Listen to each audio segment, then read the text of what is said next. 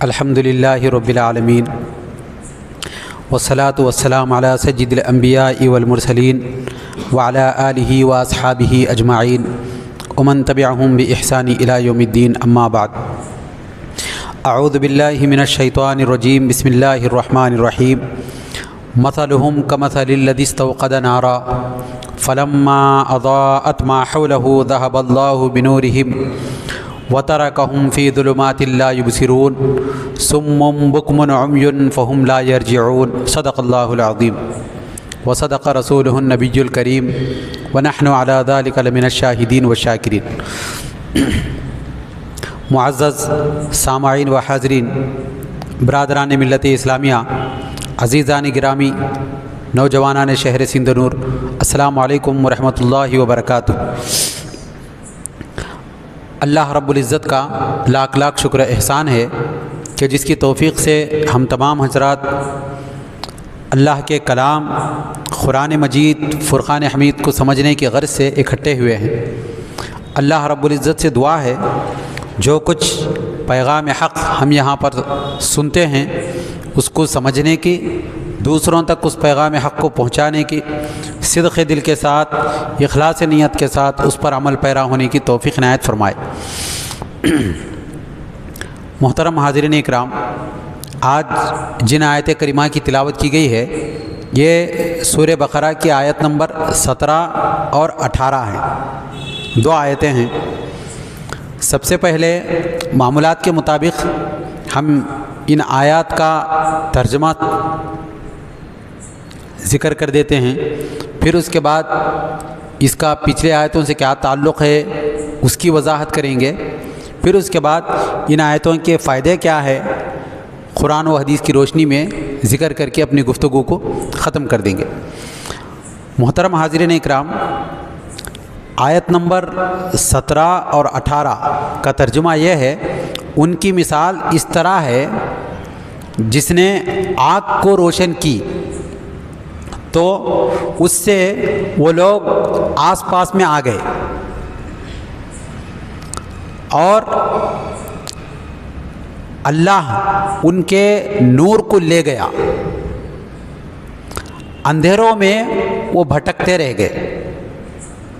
وہی لوگ ہیں جو بہرے ہیں، گونگے ہیں، اندھے ہیں اور وہ لوٹنے والے نہیں ہیں۔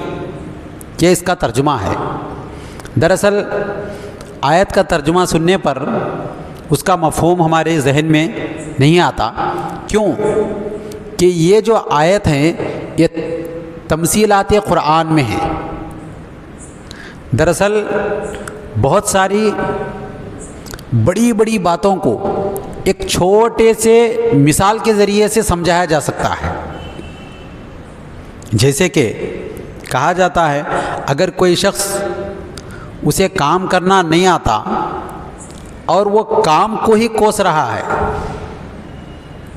تو اس وقت کہتے ہیں ناچ نہ جانے تو آنگن ٹیڑھا ہے۔ آدمی کو کام کرنا نہیں آتا تو قصور کس کو کہتا؟ آنگن ٹیڑھا ہے اس کا نام پر بول دیتا۔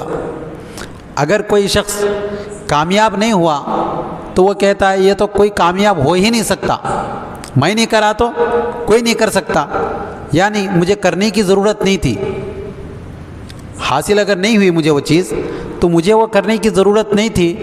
تو اس پورے فلسفے کو سمجھانے کے لیے صرف یہ کہتے ہیں ہاتھ کو نہیں آئے تو انگور کھٹے، یعنی کوشش کرنے کے باوجود نہیں ملے تو آدمی کیا بول دیتا ہے نہیں یہ کھٹی چیز تھی۔ ایسا نہیں ہوتا۔ کوئی چیز آدمی سمجھ نہیں سکا، سمجھ میں نہیں آتا، ناسمجھی کی باتیں کرتا ہے تو اس کو کہتے ہیں بندر کیا جانے ادرک کا سواد۔ تو یہ سارے یہ مثالیں، یہ محاورے ایسے ہوتے ہیں جس کے پیچھے ایک مفہوم ہوتا ہے۔ ویسے ہی قرآن مجید فرقان حمید میں بھی مثالیں ہیں۔ مثالیں کب دی جاتی ہیں؟ جب سامنے والا بات کو سمجھ نہیں سکتا،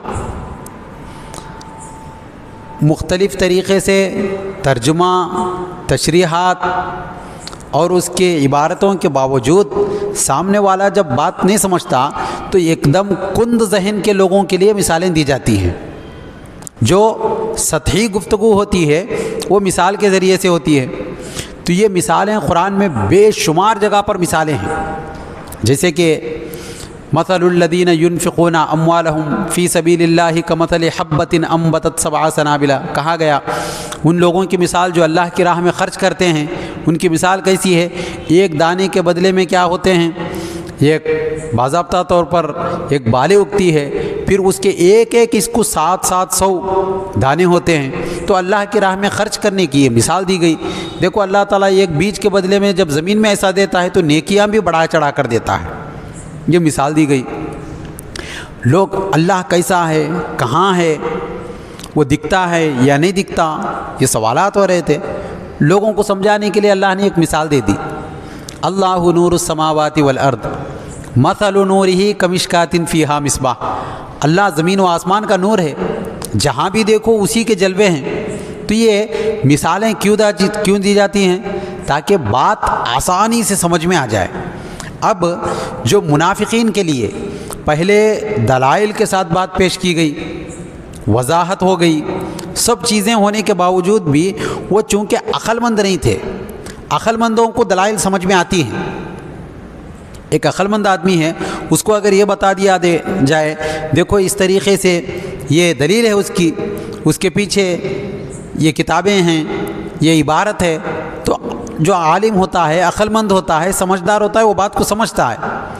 جو ناسمجھ ہوتا ہے اس کے لیے دلائل کام نہیں کرتے، اس کو کیا کرنا پڑتا ہے؟ اس کے سطح پر جا کر سمجھانا پڑتا ہے، نیچے آ کر سمجھانا پڑتا ہے۔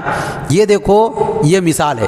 اور اللہ تعالیٰ قرآن جو نازل فرمایا ساری انسانیت کی ہدایت کے لیے ہے، صرف عقل مندوں کے لیے نہیں، پوری کائنات انسانی کے لیے ہے۔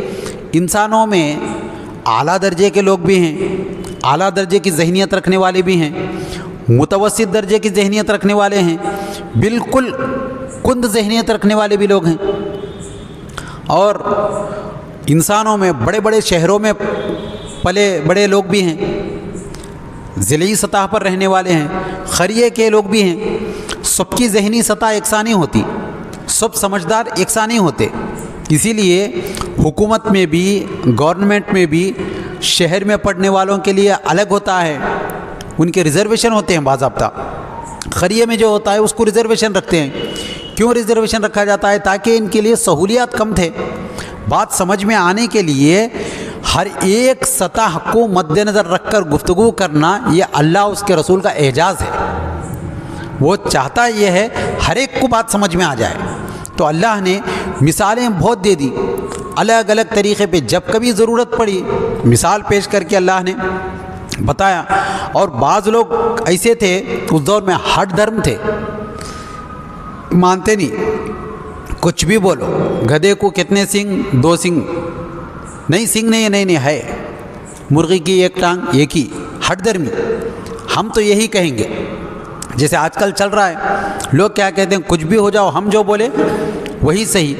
ایسا جب ہوتا ہے تو ان کو سمجھانے کے لیے ایسے مثالیں دی جاتی ہیں کہ عام آدمی سمجھ جاتا ہے۔ جب عام آدمی سمجھتا ہے، وہ نہیں سمجھے تو پھر وہ عام لوگ کیا کرتے ہیں؟ ان پر ہنسنا شروع کرتے ہیں، یہ کیسے لوگ ہیں؟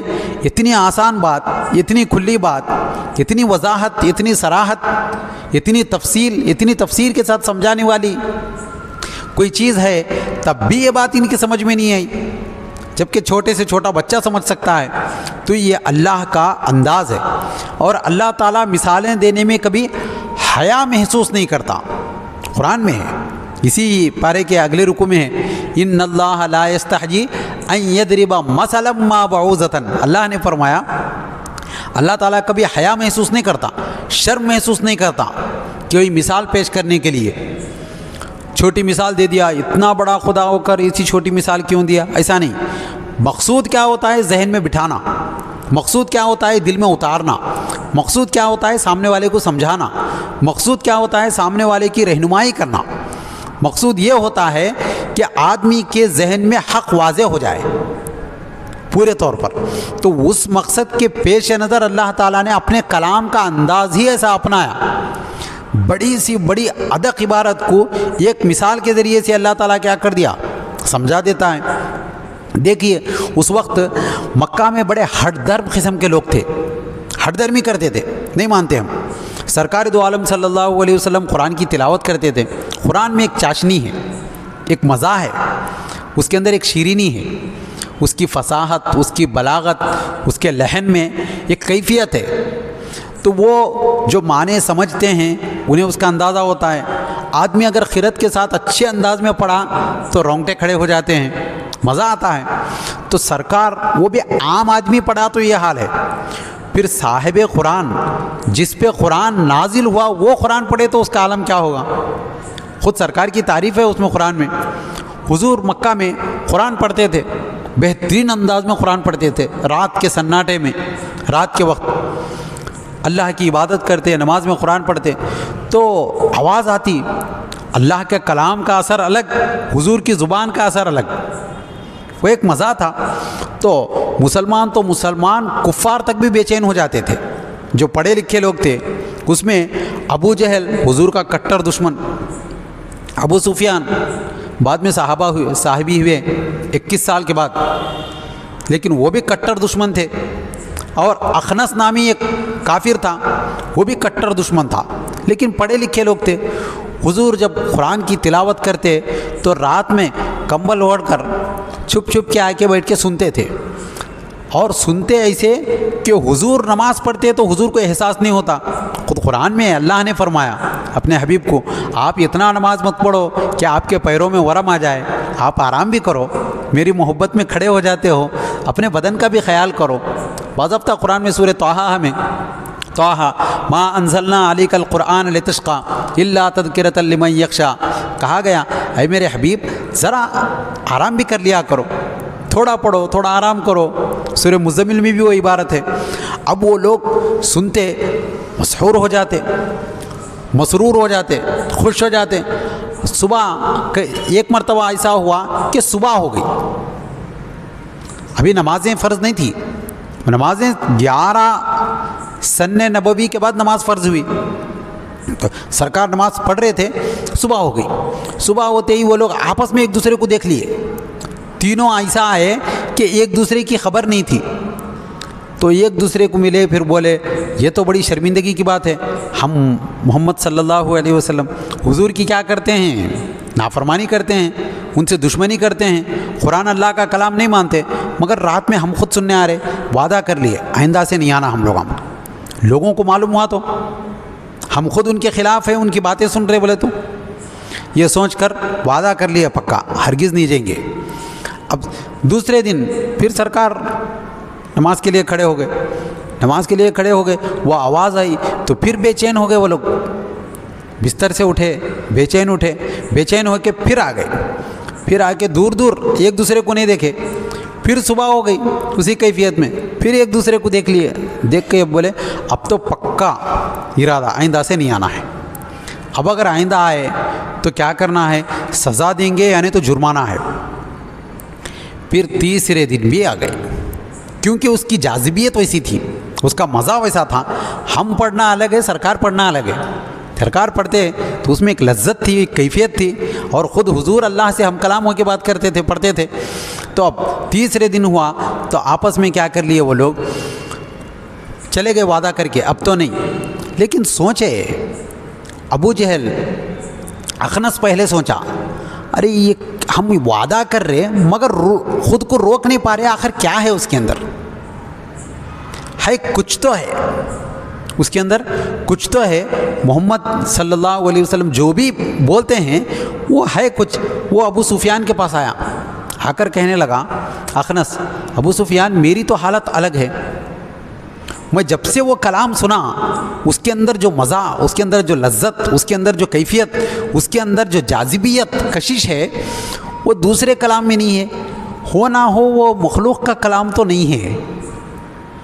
بولتے ہی ابو سفیان بولا، اس وقت کی بات ہے، ابھی مسلمان نہیں ہوئے تھے، تو ابو سفیان نے کہا میری بھی وہی حالت ہے، میری بھی وہی حالت ہے۔ دونوں ابو جہل کے پاس گئے، تو ابو جہل کیا بولا، تم دونوں جو بول رہے وہ برابر ہے، میری بھی حالت ویسی ہے، لیکن تم مانو میری بات، اگر ہم وہ دین میں چلے گئے تو پھر ہمارا یہ رعب و دبدبہ، ہمارا یہ مقام، ہمارا یہ منصب، ہماری جو ڈھاک ہے لوگوں کے درمیان، ہمارا جو پرسٹیج ہے وہ ختم ہو جائے گا۔ قریش خاندان کے، بنو ہاشم کے، بنو امیہ کے ہم بڑے لوگ ہیں، کعبے کے متولیوں میں آتے ہیں، ہم غلاموں کے ساتھ جو بھی سرکار کے پاس جاتا ہے غلام اور آقا سب برابر ہوتے وہاں، تو یہ نہیں ہونا ہے۔ یہ دیکھ کر اس نے کہا اگر یہ مانے تو خود کی کرسی کو ہلاکت میں ڈالنے کا سبب ہے، اس لیے ہم نہیں مانیں گے۔ تو یہ ہٹ دھرم قسم کے لوگ تھے، ماننے والے نہیں تھے۔ ویسے لوگوں کے دلوں میں بات کو اتارنا معمولی بات نہیں تھی۔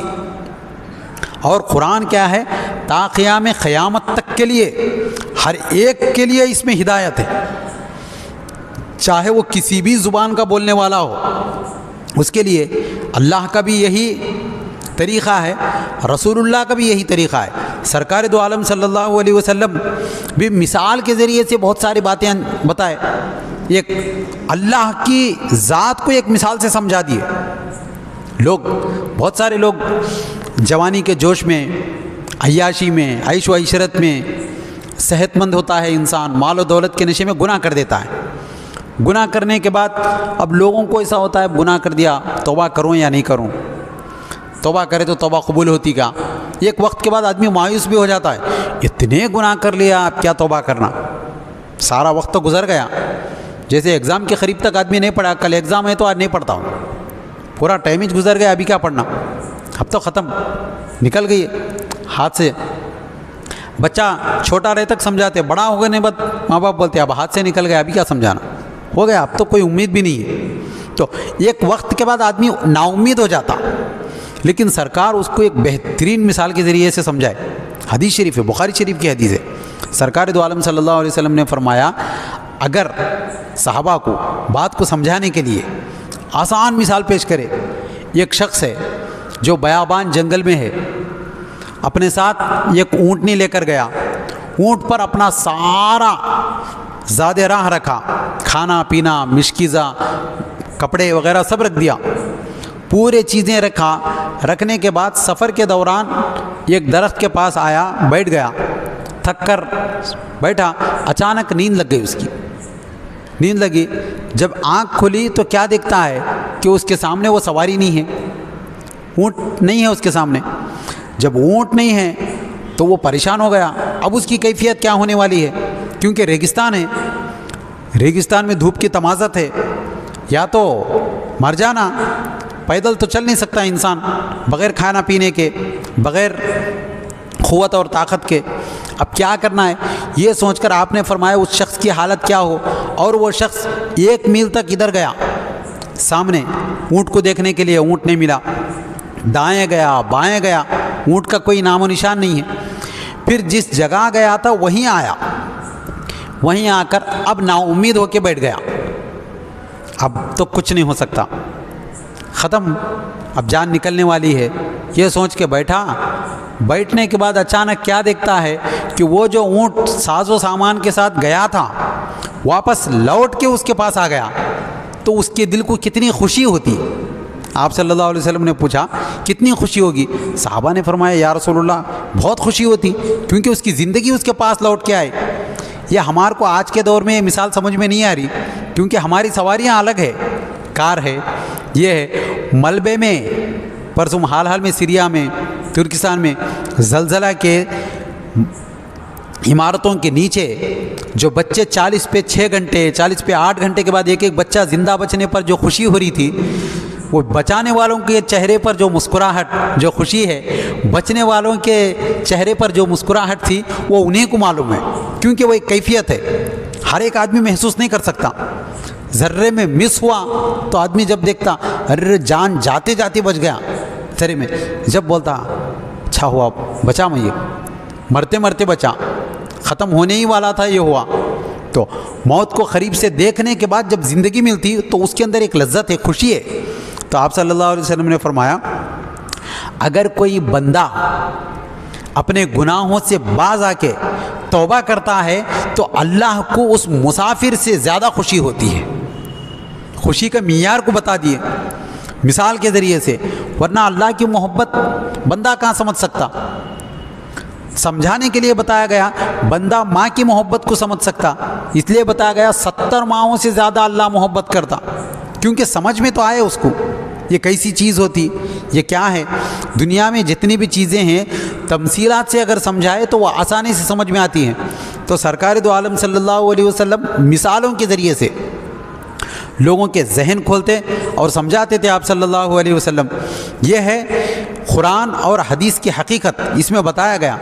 اور تیسری بات یہ ہے کہ پچھلے چیزوں میں ذکر کیا گیا تھا منافقین کے بارے میں، منافق کیسے ہوتے ہیں، ان کی بدعمالی کیسی ہوتی ہے، وہ فساد کیسا پھیلاتے ہیں، وہ حماقت کیسے کرتے ہیں، وہ جھوٹ کیسے بولتے ہیں۔ اتنا بولنے کے باوجود بھی ان کے ذہن میں بات نہیں بھئی، تو اللہ نے اب فرمایا دیکھو تم جو ظاہری اعمال ہے وہ صرف قالب ہے، اور نیت اور اخلاص کیا ہے؟ یہ قلب ہے۔ قلب کے بغیر خالق کی کوئی حقیقت نہیں ہے۔ اس کی مثال ایسی ہے، بادام کس میں ہوتا؟ بادام کا ایک اخروٹ کی مانند وہ اوپر ہوتا، اس کے اندر اگر بادام کڑوا نکلا تو اس کی کوئی حقیقت نہیں ہے۔ اندر کی چیز اچھی ہونا ہے، انڈا لائے باہر اچھا ہے، پھوڑتے ہی اس کے اندر سڑ گیا ہو تو آدمی کیا کرتا ہے؟ فائدہ نہیں ہے اس کا۔ ویسے ہی منافق کیا تھے؟ خالق کو اچھا رکھے تھے، دیکھنے میں مسلمان دکھنا، لیکن قلب ان کا کیا تھا؟ برا تھا، نیت بری تھی۔ بظاہر طور پر کلمہ پڑھ رہے تھے، دیکھنے والوں کے لیے کیا کر رہے تھے؟ ہم اچھے ہیں، ہمیں ایسا ہونا چاہیے، لوگ کو ہمارے کو مسلمان سمجھنا ہے۔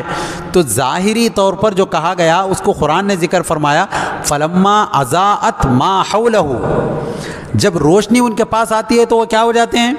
اس کے پاس قریب قریب آ جاتے ہیں۔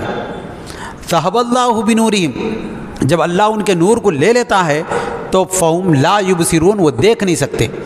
تو دو روشنیوں کا ذکر ہے۔ وہ کیا سمجھے؟ مسلمان اگر ہوئے تو ٹیکس دینا نہیں پڑتا، مسلمان اگر ہوئے تو مال غنیمت آتا، مسلمان اگر ہوئے تو جنگ و جدال نہیں، امن میں رہیں گے، یہ سوچ کے آگے قریب میں ظاہری طور پر ظاہری فائدہ حاصل کرنے کے لیے۔ لیکن باطن ان کا ناپاک تھا، باطن ناپاک رہا تو آدمی کا دل روشن ہو ہی نہیں سکتا، وہ آدمی کبھی ولی بن ہی نہیں سکتا، وہ آدمی کو عبادت میں لذت آ ہی نہیں سکتی۔ آدمی کو محبت ہونے کے لیے دل سے محبت کرنا پڑتا، ظاہری طور پر صرف بناوٹی محبت سے محبت نہیں ہوتی۔ تو یہ ذکر کیا گیا کہ یہ لوگ ظاہری طور پر نور کے پاس تو آ رہے، لیکن ان کے دلوں میں نور نہیں اتر رہا، ان کے دل میں اللہ اور اس کے رسول کی محبت نہیں ہے۔ اسی لیے منافقین کیا کر دیے؟ ظاہری طور پر ایک مسجد بنائے، قرآن میں اس کا ذکر ہے، مسجد زرار نامی ایک مسجد بنائے، عالی شان مسجد بنائے۔ سرکار دو عالم صلی اللہ علیہ وسلم کے پاس آ گئے، یا رسول اللہ مسجد بنائے ایک شاندار۔ تو آپ کے اخلاق ایسے تھے؟ حضور کے اخلاق ساری کائنات میں سب سے بلند اخلاق حضور کے۔ حضور دیکھے کسی کا دل نہیں دکھاتے تھے، حضور مسکرا دیے، انہوں نے کہا ہم اللہ کا گھر بنائیں، مسجد بنائیں، لوگوں کے لیے عبادت گاہ بنائیں نماز کے لیے۔ آپ صلی اللہ علیہ وسلم مسکرا رہے تھے، ہر بات پہ مسکرا رہے تھے۔ تو یہاں تک کہ انہوں نے کہا یا رسول اللہ آپ آ جائیے، آپ اپنے خدوم میمونیت لزوم سے قدم رنجا فرمائیے، آئیے ایک مرتبہ۔ تو حضور کسی کا دل نہیں دکھاتے تھے حضور۔ تو آپ نے کہا میں آتا ہوں، بس یہ بات بول رہے تھے، لیکن اللہ رب العزت کو یہ گوارا نہیں تھا۔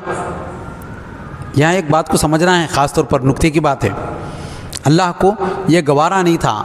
تو بعض لوگوں کے ذہن میں آج بھی یہ خیال آتا ہے کہ حضور کو معلوم نہیں تھا، ایسا ہوتا ہے، ایسا نہیں ہے۔ دراصل ماں اور باپ دو ہیں، یہ مثال کے لیے سمجھانے کے لیے۔ اگر بیٹا ماں کی گستاخی کرا، ماں کی بے ادبی کرا، ماں کو تان و تشنی کرا، لان تان کرا، برا بھلا بولا، تو ماں اپنی ممتا کے لحاظ سے کیا بول دیتی اس کو؟ تو نہیں بیٹے کوئی بات نہیں۔ اگر وہی الفاظ باپ سن لیا تو باپ کیا بولتا؟ تیری مجال کیسی ہوئی ماں کو بولنے کی؟ تو ماں بولتی تھی نہیں میرا بیٹا ہے میں معاف کر دی، اور تمہارا بیٹا ہے تم معاف کرے، لیکن تمہیں جو یہ دل دکھایا میں معاف نہیں کرتا۔ تو یہ سرکار دو عالم صلی اللہ علیہ وسلم کا دل دکھاتے تھے منافق۔ تو حضور یہ چاہتے تھے مسلمانوں میں لڑائی نہ ہو، مسلمان آپس میں منتشر نہ ہو، اختلاف نہ ہو، متحد رہے، مل کے رہے۔ تو حضور کیا سمجھتے تھے؟ مسکراتے تھے چلو، لیکن منافق کیا سمجھتے تھے؟ حضور کو معلوم نہیں ہو رہی یہ بات، ہم جو بھی شرارت کر رہے ہیں ان کو نہیں معلوم ہو رہا۔ تو اللہ نے فرمایا اے حبیب وہاں ہرگز مت جاؤ۔ اب اللہ کا حکم آ گیا، حکم آئے تو ماننا ہی ہے۔ تو حضور نے فرمایا میں غزوہ میں جانے والا ہوں، اس کے بعد آؤں گا۔ اس کے بعد گئے، غزوہ میں گئے، پھر آنے کے بعد وہ لوگ پھر آئے، تو تب اللہ نے حکم فرمایا اے حبیب منہ کھولو، بول دو آپ۔ تو تب آپ نے فرمایا تم مکار ہو، تم وہ مسجد بنائے لوگوں کی عبادت کے لیے نہیں بنائے، بلکہ مسلمانوں میں اختلاف پھیلانے کے لیے بنائے، مسلمانوں کے درمیان انتشار پھیلانے کے لیے بنائے، فتنہ ڈالنے کے لیے بنائے۔ اگر مساجد مسلمانوں کو بانٹنے کے لیے بنائے جائیں تو وہ فتنہ کے سبب بن جاتے ہیں۔ بانٹنا نہیں ہے، ملانا ہے۔ تمام مساجد اللہ کے ہیں، تمام مساجد میں اللہ کی عبادت ہوتی ہے۔ مساجد میں بیٹھ کر اللہ اور اس کے رسول کے خلاف باتیں کرنا یہ دراصل منافقوں کی علامت ہے۔ مسجد میں بیٹھیں تو اللہ اور اس کے رسول کے رضا کی بات کرنا، راضی کرنے والی بات کرنا۔ تو یہ اللہ نے بتا دیا۔ وہ بظاہر چکنی چپٹی باتیں کر رہے تھے، بظاہر بول رہے تھے ہم مسجد بنا لیے اچھی ہے، تو حضور صحابہ کو بھیج دیے جاؤ وہ مسجد کو کیا کر دو، توڑ دو۔ ویسے تو مسجد کے لیے شہادت کا لفظ استعمال ہوتا، لیکن وہ مسجد نہیں تھی، وہ فتنے کا اڈا تھی۔ تو اسی لیے آپ نے فرما دیا دیکھو اس کو کیا کر دو، منہدم کر دو۔ منہدم کرنے کے بعد پھر آئے وہ لوگ، پھر آ کر کہنے لگے یا رسول اللہ غلطی ہوئی، قسم کھا کر کہتے ہیں اس قسم کے۔ تو آپ صلی اللہ علیہ وسلم کی آنکھوں میں آنسو تھے۔ آپ نے فرمائے کیا میں تمہاری قسم کو سچ مانوں یا میرے خدا کے کلام کو سچ مانوں؟ تم سچے ہو یا خدا سچا ہے؟ تو وہ لوگ خاموش بیٹھ گئے۔ تو آپ صلی اللہ علیہ وسلم کا یہ جو طریقہ تھا، یہ جو شعار تھا معاف کر دینا، یہ کرنا، منافق یہ سمجھتے تھے اس کا بیجا فائدہ اٹھاتے تھے۔ اسی لیے اللہ نے آگے جو فرمایا سم بکم عمی فہم لا یرجعون، اے حبیب وہ تو بہرے ہو گئے، گونگے ہو گئے، اندھے ہو گئے، وہ کبھی لوٹ کے آنے والے نہیں ہیں۔ یہ کیوں کہا؟ آدمی جب تک پر امید ہوتا ہے تب تک تکلیف ہوتی ہے، جب تک پر امید ہوتا ہے سوچتا ہے وہ آئیں گے، انتظار کرتا ہے، نہیں آتے شاید۔ تو یہ انتظار میں بڑا درد، بڑی تکلیف ہوتی ہے۔ اگر کوئی کہہ دیا نہیں وہ نہیں آتے، اب ہو گیا۔ پہلے بولتے تھے لوگ کسی کا انتقال ہوا، وہ ایسی جگہ گئے جہاں سے لوٹ کے نہیں آتے، کیوں اتنا رو رہے؟ ہو گیا اب نہیں، میں نہیں برداشت کر سکتا ہوں، ہونا اس قسم کی باتیں ہوتے تو لوگ بول دیتے نہیں آتے۔ تو اللہ نے فرمایا مومنین کے لیے وہ سدھرنے والے نہیں، وہ بہرے ہیں، گونگے ہیں، اندھے ہیں، اور وہ لوٹ کے آنے والے نہیں ہیں۔ اس لفظ کو جو ذکر کیا گیا قرآن میں سمم بکمن عمیون کیوں کہا گیا؟ اگرچہ کہ ان کے آنکھیں بھی تھی، ان کے کان بھی تھے، ان کی زبان بھی تھی، اللہ کے نزدیک وہ عضو جو کام کرتا ہے اس کا لحاظ کیا جاتا ہے، جس مقصد کے لیے بنا۔ اب لائٹ ہے، روشنی دینے کا کام کری تو لائٹ بولتے ہیں اس کو۔ فین ہے، ہوا پہنچانے کا کام کرا تو اس کو اپنے سر پہ رکھتے، اگر کام کے نہیں ہے تو کیا کرتے؟ اٹھا کے پھینک دیتے۔ ویسے ہی آنکھ کس لیے دیا اللہ تعالیٰ؟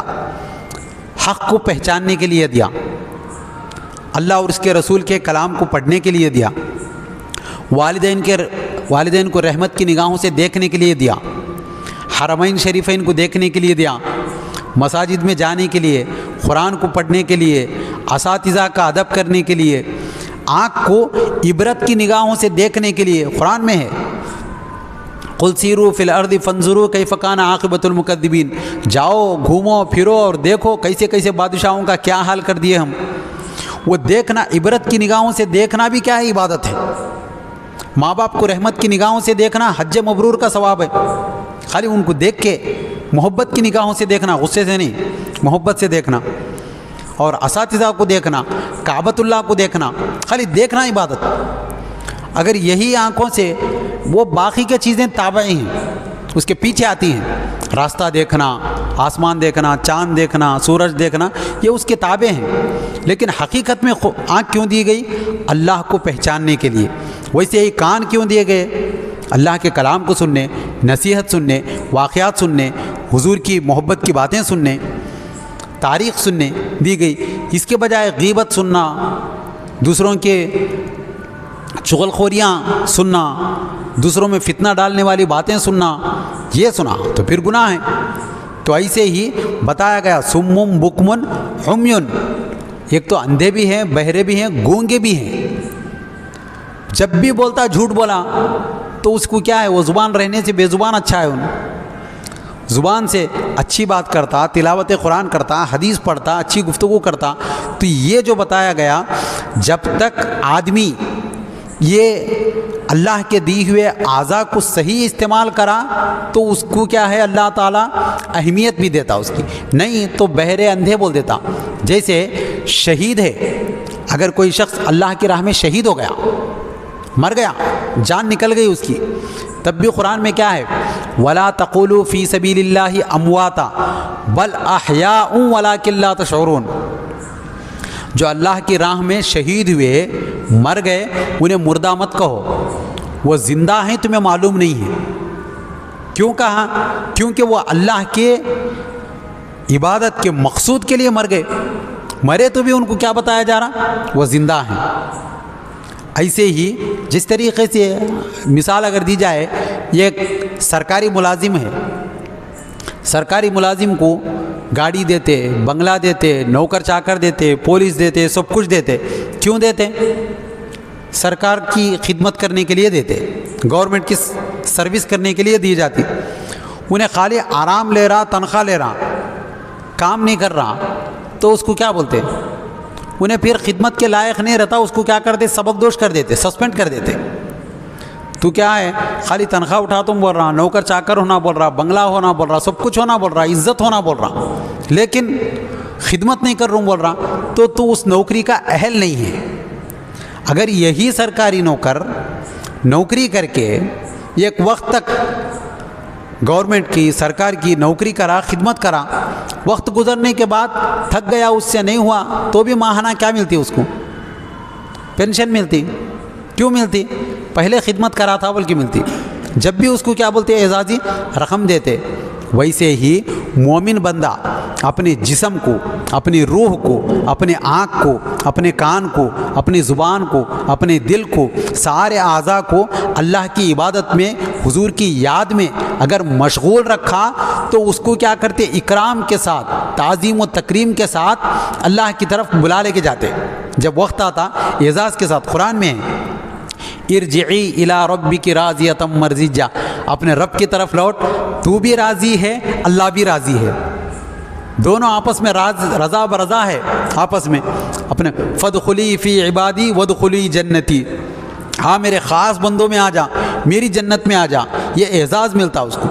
اگر آدمی نہیں کرا ایک کچھ بھی، خوشی سے نہیں کرا، اللہ کی عبادت نہیں کرا، ریاضت نہیں کرا، بھاگتے رہا، تو اسے جانا ہے اللہ کے پاس، نہیں جانے کا کوئی سوال ہی نہیں. مر کے کہاں جاتا ہے انسان؟ مرے تک بھاگتا. قرآن میں ہے این المفر کلا لا وزر الی ربک یومئذ المستقر. کہاں بھاگتے ہیں؟ بھاگنے کی زمین اتنی ہے، مرنے کے بعد تو آنا چاہے، کتنا بھی چیخو، کتنا بھی پکارو، وہاں کون بچانے والا ہے؟ اور قرآن میں کہا گیا وَنَحْشُرُهُمْ يَوْمَ الْقِيَامَةِ عَلَى وُجُوهِهِمْ عُمْيًا وَبُكْمًا وَصُمًّا. تو کہا گیا ہم ان کو قیامت کے دن کیا ہے، منہ کے بل گھسیٹتے ہوئے کھینچ لے کے جائیں گے، اور وہ اس وقت اندھے بھی ہوں گے، بہرے بھی ہوں گے، گونگے بھی ہوں گے. ان کی حالت ایسی ہوگی کہ ان کے پاس کوئی چیز سامنے دیکھنے کی نہیں ہوتی. جبکہ مومنین کے لیے کیا ہوتا؟ ایک نور ہوتا، سامنے نور، پیچھے نور، نور ہی نور ہوتا ان کے پاس. کیوں؟ کہ وہ جب تک دنیا میں تھے اللہ کی عبادت کرتے رہے، اس کے رسول کی محبت کرتے رہے. محبت میں جب تک تھے وہ چیزیں ملتی تھی، محبت سے جو ہی منہ موڑ لیے پھر وہ ساری چیزیں ان کی ختم ہو گئی. ایسی بے شمار مثالیں آگے آنے والی ہیں. چونکہ یہ رکوع ختم ہونے تک ایک بڑی مثال دی گئی قرآن میں سمجھانے کے لیے۔ آدمی کو صوفیہ اکرام فرماتے ہیں کہ آدمی کے اندر ایک نور ہے، وہ نور کو آگے اگر بڑھانا ہے تو جب بھی کوئی گناہ کرنے کا ارادہ کرتا ہے تو انسان کو وہ نور روکتا ہے، مت کرو، جھوٹ بول رہا تو بولتا جھوٹ مت بول، پہلے ہی اگر رک گیا وہ نور بڑھتا جاتا، نہیں رکا تو پھر وہ نور کیا ہوتا، کم ہوتا، دھیرے دھیرے بجھ جاتا، ختم ہو جاتا۔ حضرت عاصم حداد رحمۃ اللہ علیہ نامی ایک تابعی گزرے ہیں، اللہ کے ولی ہیں، وہ اپنی رودات سناتے ہیں۔ ان کی حالت یہ تھی کہ بہت بڑی دکان تھی ان کی، بہت بڑے تاجر تھے، اللہ مال و دولت سے نوازا تھا ان کو۔ تو ایک مرتبہ دکان میں بیٹھے ہوئے تھے، ایک انتہائی خوبصورت خاتون آئی، خاتون آ کر پوچھنے لگی اللہ کے لیے مجھے کچھ دیجیے۔ تو حضرت عاصم ابھی تو توبہ بھی نہیں کرے تھے، ایک مالدار اہل ثروت دولت مند تھے، دیکھے خوبصورت خاتون کو دیکھنے کے بعد نیت بدل گئی۔ انہوں نے کہا دیکھ میں تجھے جو ضرورت ہے وہ میں تجھے دیتا ہوں، تو بھی میری ضرورت پوری کر۔ تو وہ خاتون بولی اس کا مطلب کیا ہے؟ تو واضح مطلب ہے، تو بھی جوان ہے میں بھی جوان ہوں، تو خوبصورت ہے، مجھے تیری ضرورت ہے، تجھے جو ہونا ہے میں دے دیتا ہوں۔ وہ سننا تھا، وہ خاتون روتے ہوئے چلے گئی۔ ایک دن کے بعد دوسرے دن آ کر پوچھنے لگی دیکھو میرے بچے ہیں، میرا شوہر نہیں ہے، مجھے کچھ دو۔ تو پھر حضرت عاصم جو ہے وہی شرط رکھے، تو بچے میرے بل بلا رہے بھوک سے، بھوک کی آگ برداشت کرنا نہیں ہو رہا۔ 2 دن ہو گئے، تیسرے دن انہوں بولے وہی شرط جو پرانی شرط ہے، تو میری ضرورت پوری کر میں تیری ضرورت پوری کروں گا۔ یہاں تک کہ تیسرے دن وہ خاتون تیار ہو گئی، آپ جو کہیں گے میں ماننے کے لیے تیار ہوں۔ تو جب بلا کر خلوت میں گئے، تنہائی میں گئے، تنہائی میں جانے کے بعد آپ ہاتھ رکھ رہے تھے، بیت کی چھڑی کی طرح وہ خاتون کانپ رہی تھی، اس کا بدن جل رہا تھا، ہاتھ ہٹا لیے، وہ آنکھوں میں آنسو تھے، تو روتے ہی ہاتھ ہٹا لیے، ہاتھ ہٹا کے پوچھنے لگے تو رضامندی سے تو آئی کیا جبرن آئی؟ میں فورس نہیں کرتا، راضی ہے تو آگے بات بڑھے گی، نہیں تو نہیں۔ یہ سنتے ہی وہ خاتون بولی میں اس بات پہ نہیں رو رہا ہوں، میں اس بات پہ رو رہا ہوں آج یہ تھوڑی سی بھوک کی آگ کو میں برداشت نہیں کر پائی، یہ میرا نازک جسم کیا ہے بھوک کی آگ کو برداشت نہیں کرا، کل جہنم کی آگ کو کیا برداشت کرے گا، یہ کہنا تھا۔ وہ حضرت عاصم ہاتھ ہٹائے، ہاتھ ہٹا کر تھوڑی ہی دیر میں وہ دل کا جو نور تھا جھنجھوڑا، وہ بولے اللہ کی بندی تجھے جو ہونا ہے وہ لے کے چلی جا۔ دل میں کیفیت طاری ہو گئی، سارا مال دولت سب کا سب لوگوں میں تقسیم کر کے اب لوہے کا کام شروع کر دیے۔ حداد کس کو؟ لوہار کو بولتے ہیں عربی میں، لوہے کا کام شروع کر دیے۔ لوہے کا کام جب شروع کرے، ایک مرتبہ آپ کی انگوٹھی گر گئی آگ میں، تو وہ انگوٹھی نکالنے کے لیے ایسا حرکت کر رہے تھے تو آگ ان کے ہاتھ کو نہیں جلائی، تو وہ جو خاتون ہے جاتے جاتے ایک دعا دیکھی گئی، اے عاصم تو اللہ تیرے جسم کو آگ سے محفوظ رکھے، تجھ پر کوئی جہنم کی آگ اور دنیا کی آگ حرام ہو جائے، یہ کہہ کر روتے ہوئے چلے گئے وہ لے کے سامان جو لینا تھا۔ تو اب یہ دیکھے نہیں، انگوٹھی جب نکالنے گئے تو ہاتھ نہیں جلا تو پریشانی میں، پھر اس کے بعد دیکھے، اس کے بعد سے تو ان کا معمول ہوا لوہے کو گرم کرتے، گرم لوہا پکڑتے ایسا۔ تو لوگ دیکھ کے پوچھتے حداد یہ کیا ہے، تمہارے کو جلتا نہیں ہاتھ؟ تو انہوں نے کہا دیکھو ایک بے بس، ایک مجبور خاتون، ایک ولیہ خاتون کی دعا تھی کہ وہ دعا کا اثر ایسا ہوا دنیا میں بھی آگ اپنا اثر نہیں دکھا رہی میرے پہ۔ تو یہ جو ہوتا ہے دل میں جو نور ہوتا ہے وہ بڑھنے کے لیے ہے۔